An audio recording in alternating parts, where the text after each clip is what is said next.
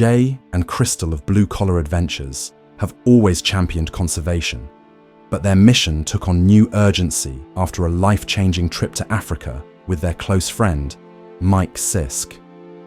Deeply moved by the plight of endangered rhinos, Mike was inspired to take action. Upon returning to the US, he funded a rhino sanctuary in North Texas, a haven dedicated to protecting these majestic creatures from the constant threat of poaching. Jay and Crystal recently visited the sanctuary, eager to spotlight the critical conservation work being done there. They also emphasize the often overlooked role that responsible hunting plays in funding these efforts. Though it may seem paradoxical, hunting generates vital resources that fund protecting the rhinos in Africa, ensuring that future generations can continue to admire the awe-inspiring rhino.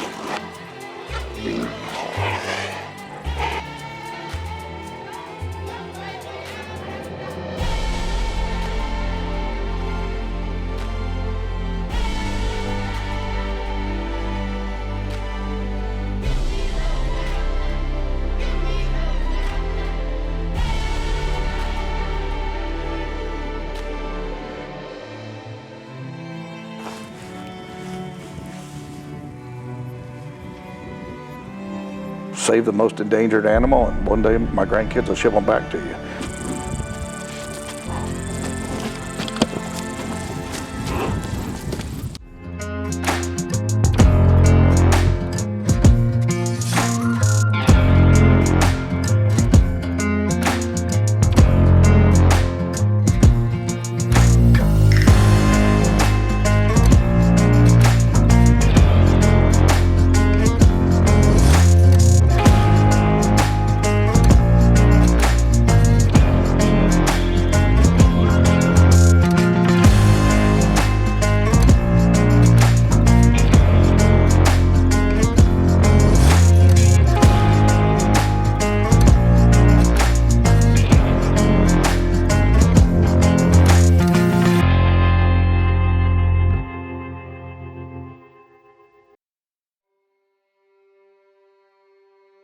I'm here on the banks of the Legenda River, Kambako Safaris, and I just want to share with you guys the experience of wild Africa and some of the things we talk about when we talk conservation.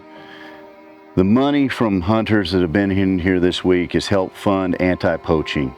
And even with that funding, we're finding camps, we're finding animals. This week it was sickening to me to see what these poachers have done to wild lions, crocodiles, anything they can snare or poison. And without hunters here, this is going to continue and get worse. The thing about a hunter is we come in, we're ethical, we do it by the biologist's recommendations, we do it by the quota. And we take out the older males in the herd that make those herds stronger. A poacher has no regard for these animals. If they could kill them all and take everything they've got, they will. So without us, without you guys coming over here, this won't be here for our kids, our grandkids. This is millions of acres of pristine African wilderness. And it takes money to keep it like this. It takes these PHs, these scouts, these trackers, and Jumbo and Jock to keep funding the anti-poacher so we have this experience. So I just wanted to share with you the stuff we saw. These images are really graphic, really disturbing, but we need that. We need to realize what's happening in Africa, why we're coming here, why we're spending our conservation dollars in Africa, so we can have these experiences forever. Because at the end of the day, I know all of you out there watching, as do I, love these animals, love these experiences, and are blessed to have them. So we've got to stay in the game, in the fight for conservation. Coming out here this morning, we went on a trip to Africa, I don't know how long ago. Seems like forever, but it probably hasn't been that long ago. And he had a dream. He said, man, I'm going to have rhinos. I know. You told me I was And there's 6 of them out there. I mean, it was unbelievable. Well, I knew you were going to do it because I know who you are. But man, just to see the conservation part of it for me. You know, of course, a hunter, we love conservation. Everybody thinks we don't. But you're doing something that's a whole nother level for the rhino. Yeah, well, you know, when we went down there, you try to help it's a poor, every country's poor in Africa, the whole continent's poor, but you try to help. And the money never goes where it's supposed to. Corruption is so bad. And so I got so frustrated, it was like, animal tourism is what you have. We'll just save the most endangered animal, and one day my grandkids will ship them back to you. Proud to partner with Mind-Body Optimization, Vortex Optics, Redemption Rifles, Cinnamon Creek Archery, and Trophy Pro Wildlife Feeds. What's going to be a little different today, we're coming out here to a special place here in North Texas, and this place kind of stemmed from a hunting trip. A good friend of mine, Mike Sisk, we went to Africa probably 4 or 5 years ago, and Mike's always had a passion for Africa and wildlife, and he got the idea to try and help conserve the rhino population by bringing some to Texas. So let's go take a look at some of these rhino that he has on this place. And along with that, he's got several other species that he has here that we can enjoy, and just a cool conservation story. And being in Africa and seeing what happens to these animals from poaching is just devastating. So it's a great future for the rhino here in Texas, and this is going to be an amazing place. So she's our oldest cow at 31 years old, and also our smallest, but she's also the most dominant out of all the rhinos. But she's only about 3,500 pounds. Her daughter here, a Jabu, she's about 4,400 pounds. She's about the biggest cow. And then over there, we got Helen. She's about a little over 4,000 pounds. She's about 4,100. And then Firefly right next to her, that's her youngest cow, and she is roughly about 4,200 pounds. But she's a big frame, so just like people, rhinos have, different frames, so, she would never be 4,400 pounds because she's just a smaller skeletal structure compared to her daughter. I'm just gonna feed them before they start fighting too much.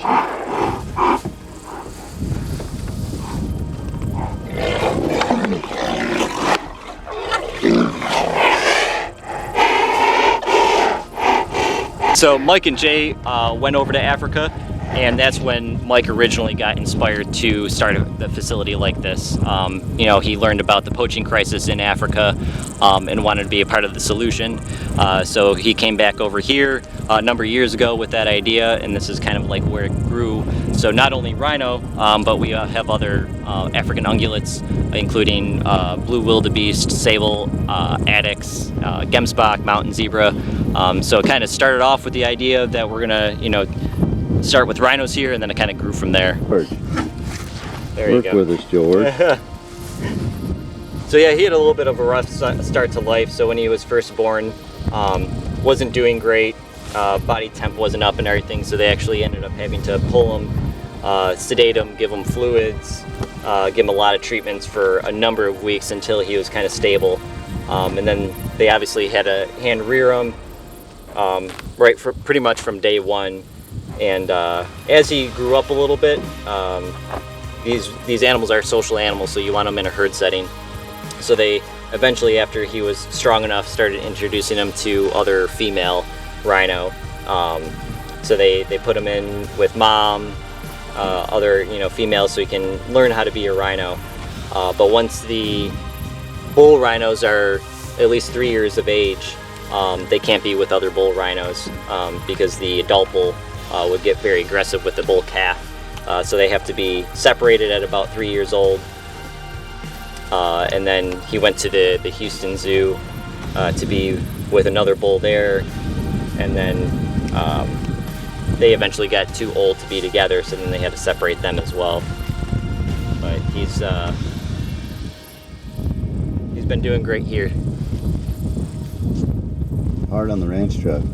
Rhinos are hard on trucks. That's no joke. You can't be in too love with your vehicle around here because they get a couple bruises and dents in them. So it's just mind-blowing to see how amazing these creatures are and the effort that Mike's putting in to preserve this for us.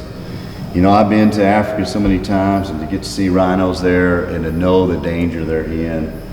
This is Max. This is one that they started with. He's one of their big bulls. Just such a beautiful creature.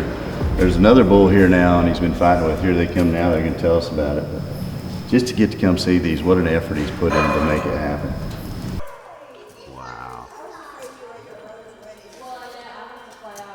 Whoa, my gosh. You know, Crystal and I got to come out the first day that there was a rhino on this place, and we've got some footage of him.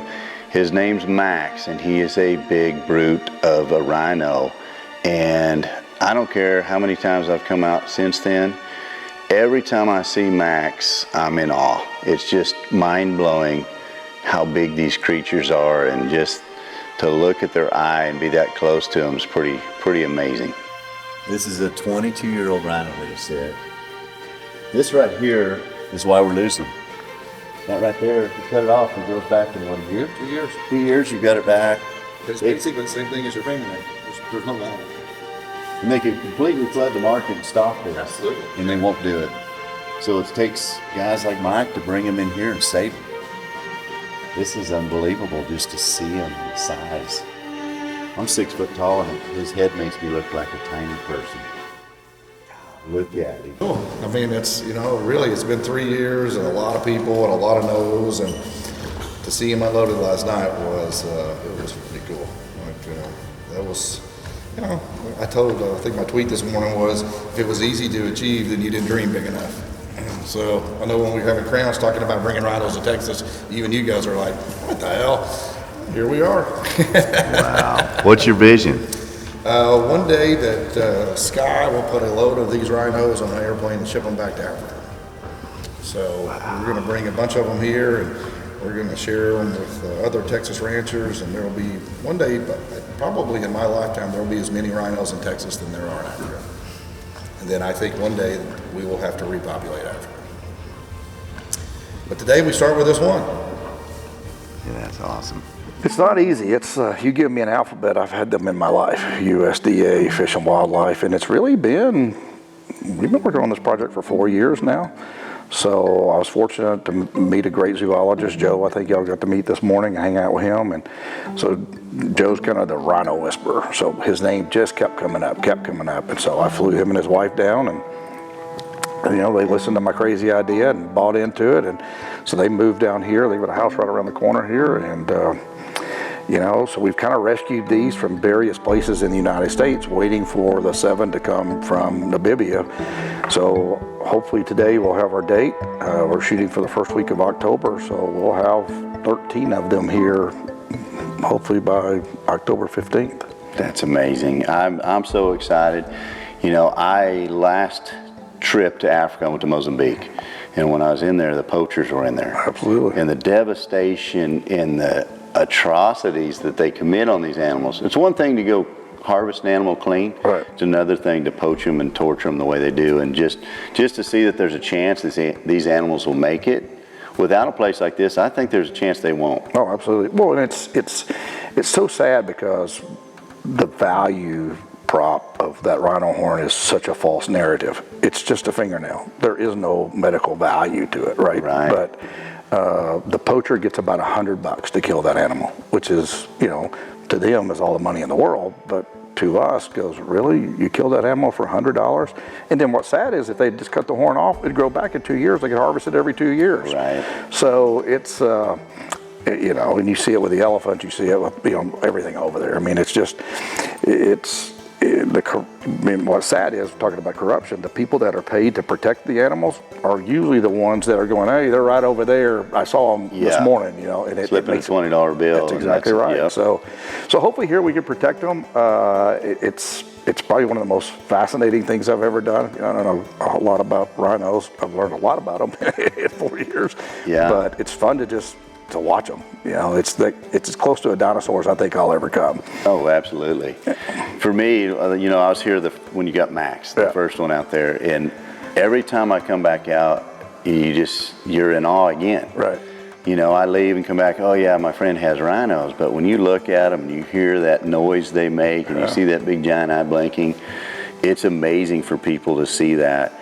And we had the Rhino Day. Right. And I was talking to Joe. What's great about that is people come out here that know nothing about it, and now they're interested. Yeah. And conservation takes money. That's it. It takes interested people. Right. So right, and that's so we do that twice a year. I have all my grandkids, friends, and everybody out here, and it's one thing to see them in a zoo. It's another thing to see them in a 400-acre rhino preserve, which is probably, if not the largest, one of the largest in North America. And it's absolutely fascinating to watch them.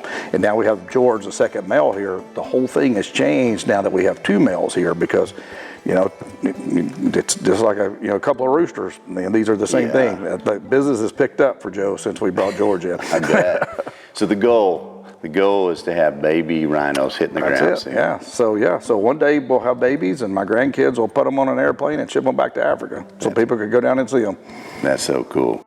We're proud to partner with Mind-Body Optimization, Vortex Optics, Redemption Rifles, Cinnamon Creek Archery, and Trophy Pro Wildlife Feeds.